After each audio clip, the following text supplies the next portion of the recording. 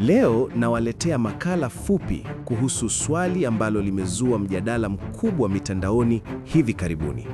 Kwa nini Waziri Mkuu wa Israel, Benjamin Netanyahu, anaziba kamera za simu yake kwa stika nyekundu au mkanda? Pengine mmesikia au kuona picha hizo zilizosambaa sana kwenye mitandao ya kijamii. Netanyahu akiwa anazungumza kwa simu na nyuma ya simu yake kamera kuu imefunikwa kabisa na mkanda mwekundu au stika maalum.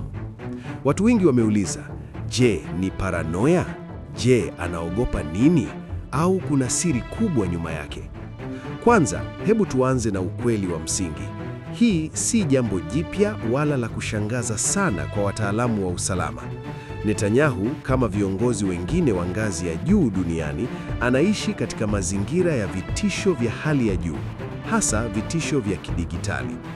Israel ni nchi inayotengeneza na kutumia teknolojia ya juu sana ya ujasusi na kinga dhidi ya ujasusi. Lakini hata hivyo, hata wao wenyewe wanaogopa programu hatari zinazoweza kudukua simu.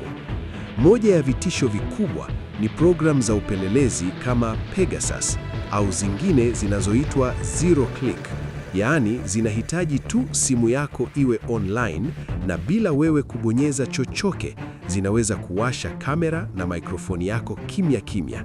Hii inaweza kurekodi mazungumzo yako ya siri, kuona hati nyeti unazoshughulikia au hata kuona mahali ulipo. Na kwa kuwa Netanyahu ni mtu anayelengwa sana na maadui kama Iran na makundi mengine, hatari hii ni ya kweli kabisa. Sasa, stika nyekundu hiyo si mkanda wa kawaida wa kujifunika nyumbani.